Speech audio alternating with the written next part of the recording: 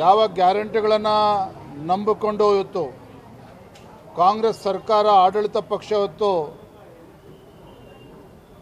ಈ ರಾಜ್ಯವನ್ನು ಅಧೋಗತಿಗೆ ತೆಗೆದುಕೊಂಡು ಹೋಗ್ತಾ ಇದ್ದಾರೆ. ರಾಜ್ಯದಲ್ಲಿ ಅಭಿವೃದ್ಧಿ ಶೂನ್ಯ. ಇವತ್ತು ಬಾಣಂತಿಯರ ಸಾವಿನ ಪ್ರಕರಣ ಇರ್ಬೋದು, ನವಜಾತ ಶಿಶುಗಳ ಒಂದು ಮರಣ, ಒಂದು ಕಡೆ ಸರಣಿ ಮರಣ ಹೊಂದ್ತಾ ಇರ್ತಕ್ಕಂಥದ್ದು, ಭ್ರಷ್ಟಾಚಾರ, ಆತ್ಮಹತ್ಯೆ ಪ್ರಕರಣಗಳು, ಒಟ್ಟಾರೆಯಾಗಿ ಸರ್ಕಾರದ ಬಗ್ಗೆ ರಾಜ್ಯದ ಜನ ಇವತ್ತು ಬೇಸತ್ತಿದ್ದಾರೆ. ಆಡಳಿತ ಪಕ್ಷದ ಶಾಸಕರು ಕೂಡ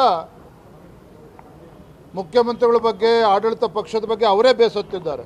ಹಾಗಾಗಿ ಎಲ್ಲವನ್ನೂ ಕೂಡ ಅರ್ಥ ಮಾಡ್ಕೊಂಡು ನಾವೆಲ್ಲರೂ ಕೂಡ ಒಗ್ಗಟ್ಟಾಗಿ ಹೋಗಬೇಕು ಅನ್ನುವ ಸಂದೇಶವನ್ನು ಇವತ್ತಿನ ಸಭೆಯಲ್ಲಿ ಎಲ್ಲ ಹಿರಿಯರು ಕೂಡ ನೀಡಿದ್ದಾರೆ. ಎಲ್ಲ ಒಂದು ಕಡೆ ಬಲ ಪ್ರದರ್ಶನ ಮಾಡ್ತಾ ಇದ್ದಾರೆ ಅನ್ನೋಂಥ ವಿಚಾರ ಮುನ್ನೆಲೆಗೆ ಬಂದಿದೆ ಈ ಸಭೆ ಮೂಲಕ. ಯಾಕೋ ಪ್ರಶ್ನೆ ಇನ್ನೂ ಬಂದಿಲ್ಲ ಅಂತೇಳಿ ನಾನು ಕಾಯ್ತಾ ಇದ್ದೆ. ಇವತ್ತಿನ ಸಭೆ ಯಾವುದೇ ರೀತಿಯ ಬಲ ಪ್ರದರ್ಶನ ಆಗಲಿ, ಯಾರನ್ನೋ ಪಕ್ಷದಿಂದ ಉಚ್ಚಾಟನೆ ಮಾಡಬೇಕು ಈ ವಿಚಾರ ಆಗಲಿ, ಇದ್ಯಾವುದು ಕೂಡ ಈ ವಿಚಾರನ ಇಟ್ಕೊಂಡು ಸಭೆ ಸೇರಿರ್ತಕ್ಕಂಥದ್ದಲ್ಲ. ಪಕ್ಷವನ್ನು ಹೇಗೆ ಸರಿಪಡಿಸ್ಬೇಕು ಅನ್ನುವ ಕರ್ತವ್ಯ ರಾಜ್ಯದ ಅಧ್ಯಕ್ಷನಾಗಿ ನಂದು ಕೂಡ ಇದೆ. ಪಕ್ಷದ ಹಿರಿಯರು, ವರಿಷ್ಠರು ಕೂಡ ಇದ್ರ ಬಗ್ಗೆ ನಮಗೆ ಮಾರ್ಗದರ್ಶನ ನೀಡುತ್ತಾರೆ. ಆದರೆ ಇವತ್ತಿನ ಸಭೆ ಇವೆಲ್ಲವನ್ನು ಕೂಡ ಬದಿಗಿಟ್ಟು ಪಕ್ಷವನ್ನು ಬಲಪಡಿಸ್ತಕ್ಕಂಥ ನಿಟ್ಟಿನಲ್ಲಿ ಎಲ್ಲರನ್ನೂ ಕೂಡ ಜೊತೆಲಿ ತೆಗೆದುಕೊಂಡು ಹೋಗಬೇಕು, ಈ ನಿಟ್ಟಿನಲ್ಲಿ ಸಭೆಯನ್ನು ಮಾಡಿದ್ದಾರೆ.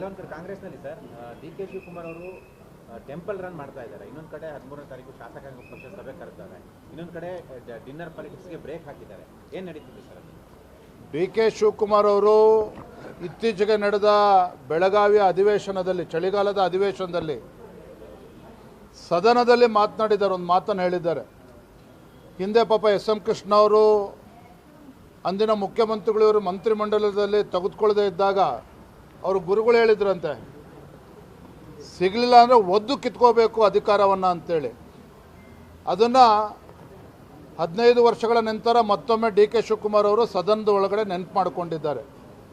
ಸೊ ಆ ಮಾತಿನ ಮರ್ಮ ಏನೋ, ಉದ್ದೇಶ ಏನೋ ನಿಮಗೂ ಕೂಡ ಅರ್ಥ ಆಗಿದೆ ಅಂತ ನಾನು ಭಾವಿಸಿದ್ದೇನೆ. ಇದರ ಹಿನ್ನೆಲೆಯಲ್ಲಿ ಒಂದು ಕಡೆ ಸಿದ್ದರಾಮಯ್ಯನವರ ಪವರ್ ಶೇರಿಂಗ್ ಫಾರ್ಮುಲಾ ಏನಿದೆ, ಎಲ್ಲ ಒಂದು ಕಡೆ ಅಂತ್ಯಗೊಂಡಿದೆ ಅನ್ನೋ ವಿಚಾರ ನಮಗೂ ಕಿವಿಗೂ ಕೂಡ ಬೀಳ್ತಾ ಇದೆ. ಪವರ್ ಶೇರಿಂಗ್ ಫಾರ್ಮುಲಾ ಏನಿದೆ ಅಂತೇಳಿ ಡಿ ಕೆ ಶಿವಕುಮಾರ್ ಅವರು ಹೇಳಬೇಕು, ಸಿದ್ದರಾಮಯ್ಯನವರು ಹೇಳಬೇಕು. ಆದರೆ ನಮಗಿರ್ತಕ್ಕಂಥ ಮಾಹಿತಿ ಸಿದ್ದರಾಮಯ್ಯರ ಅವಧಿ ಪೂರ್ಣಗೊಳ್ತಾ ಇದೆ ಅಂತೇಳಿ. ಹಾಗಾಗಿಯೇ ಸಿದ್ದರಾಮಯ್ಯನವರು ಕೂಡ ದಾಳವನ್ನು ಉರುಳಿಸ್ತಾ ಇದ್ದಾರೆ. ಬೇರೆ ಬೇರೆ ಸಚಿವರ ಮೂಲಕ ಡಿನ್ನರ್ ಪೊಲಿಟಿಕ್ಸು ಕಾಂಗ್ರೆಸ್ ಪಕ್ಷದಲ್ಲಿ ಈಗಾಗಲೇ ಪ್ರಾರಂಭ ಆಗಿದೆ. ನಾನು ಅವತ್ತೇ ಹೇಳಿದ್ದೇನೆ, ಯಾವಾಗ ಸಚಿವರ ಮನೆಯಲ್ಲಿ ಕೆಲವು ಮಂತ್ರಿಗಳು ಶಾಸಕರನ್ನು ಸೇರಿಸಿದ್ರೋ ಅಲ್ಲೇ ಸಿದ್ದರಾಮಯ್ಯನವರ ಆಟ ಪ್ರಾರಂಭ ಆಗಿದೆ ಅಂತಕ್ಕಂಥದ್ದು ಜಗಜ್ಜಾಹೀರಾಗಿದೆ. ಅವರ ಹೈಕಮಾಂಡ್ ಏನೇ ಹೇಳಿದ್ರು ಸಹ ಡಿನ್ನರ್ ಪೊಲಿಟಿಕ್ಸ್ ಕಂಟಿನ್ಯೂನೂ ಕೂಡ ಆಗ್ತದೆ, ಮುಂದುವರಿತದೆ. ಡಿ ಕೆ ಶಿವಕುಮಾರ್ ಅವರು ಹಂಗಂತೇಳಿ ಏನು ಒದ್ದು ಕಿತ್ಕೋಬೇಕು ಅಂತೇಳಿ ಗುರುಗಳು ಅವ್ರಿಗೆ ಹೇಳಿದ್ದಾರೆ.